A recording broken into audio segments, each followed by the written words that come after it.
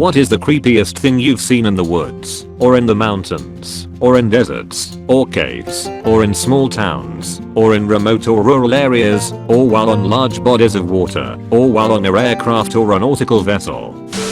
This took place in the Australian bush around 10:11 at night. I was 17, leading a staggered column of about 60 cadets to our detachment campsite. Due to light discipline rules, only myself at the very front of the group and the other flight commander at the rear had torches on. This was so that any vehicles coming along the trail could see us, and so that most of the cadets could maintain their night vision. We were camouflaged up, and thus difficult to see at night. As we walked along, I periodically looked to my sides, and kept seeing what looked like dewdrops on the ground. Almost like tiny blue gems glinting in my torchlight either side of the road point. I had to maintain my position in the formation, so I couldn't get a good look at what they were. However, after a while we stopped for a very brief break, and I took the opportunity to have a closer look. Walking over to the side of the trail, I spotted a small cluster of the diamonds, and focused my head torch on them. Rather than seeing diamonds or dewdrops or anything remotely pleasant, I instead saw a group of about 5 large spiders just crouching in the leaf litter and staring at me. They looked like huntsmen's, which are about the size of an adult's hand. Sweeping my head around, I realized there were thousands of the things, all over the ground, some on the trunks of trees, and everywhere around me, glaring at the light affixed to my head. I had a very brisk walk back to the formation, and attempted to play it cool, while screaming in my head. Being a massive arachnophobe, I have no fucking clue how I managed to set up a tent, and spend the next week in that cursed forest.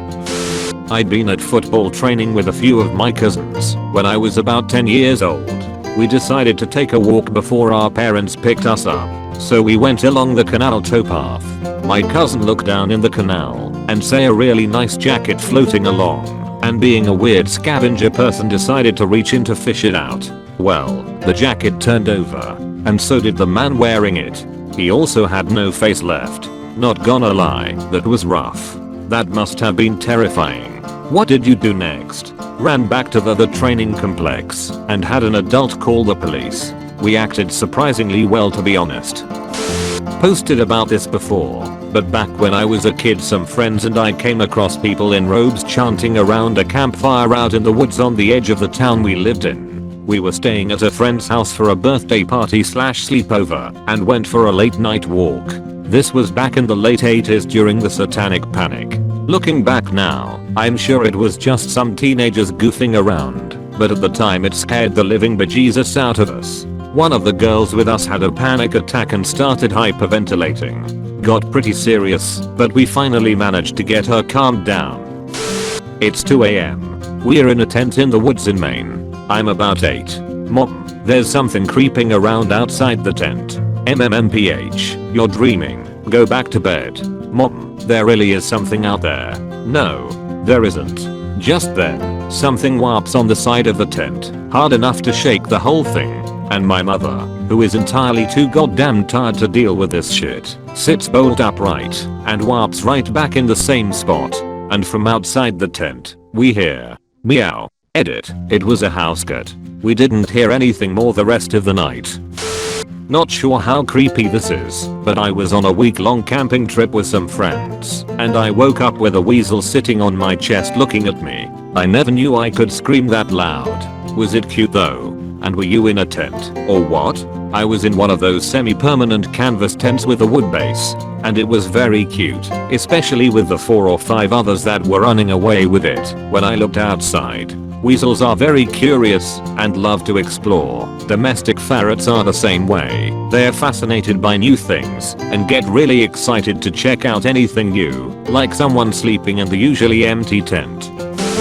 I found a woman's body floating in a harbor in San Pedro, California. I know a guy who was out boating and found a body in the water. The police told him to send a picture to the Coast Guard. He used the number he thought they gave and got a text back going, "What the hell is that?" Needless to say, he had not texted the Coast Guard. I was Boy Scout, camping with my group of older buddies and an adult leader in Yellowstone. We had been backpacking for 2 days and stopped in a beautiful little clearing at the bottom of some huge tree-covered hills. The sun started to set. We made a fire and I began to climb up into the trees to dig a hole and fill it back up. You know what I mean. As I squat there, basking in moonlight and appreciating the glow of fire among the trees, I looked up to a ridgeline a few hundred yards away where the moon was rising, and I shit you not, I saw a damn big cougar crest the hill and just watch our fire. It was likely no danger to me, but seeing that outline, that unmistakable shoulder crawl they do, was haunting. I watched it sit there for a good 15 minutes until I was called back by my worried butts. I pointed the cat out at them when I got done because it was still just watching us. Crazy. So did you bang her or what? I've not seen this one. It wasn't his step cougar, so he wasn't turned on enough to go through with it. Truth. My girlfriend and I were hiking along some abandoned railroad tracks and we get to a small bridge going over a little creek. I'm about to go explore under the bridge when she points something out. I look over and in the woods across from us, I see a guy. Him like whatever and keep headed down to the creek area and then the guy stands up and he's naked.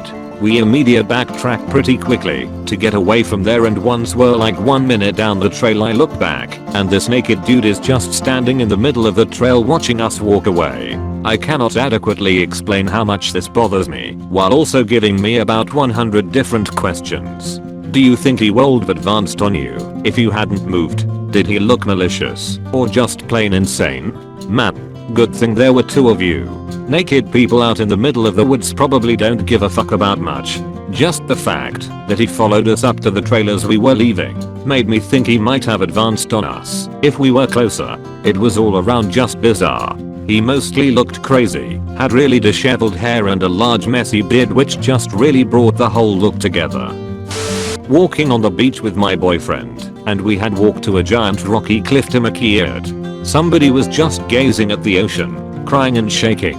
Mind you, this is late at night, like around 9:30 p.m. We asked him if he was okay. He apologized and practically ran back down the cliff, away from the dangerous areas. My boyfriend and I watched him until he reached the public area and decided to call it a night. I'm pretty sure he was going to jump. In order to get back home from a popular kebab restaurant I need to walk a short path through the woods. Along the way there is an extremely old abandoned partially collapsed chapel and occasionally I'll stand there for a few seconds admiring it.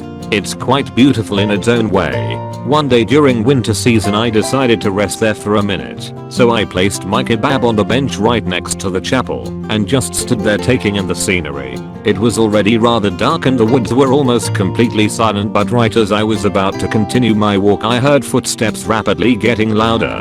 It was a child running towards me, and as soon as it realized I was there it started to repeatedly scream, "Run!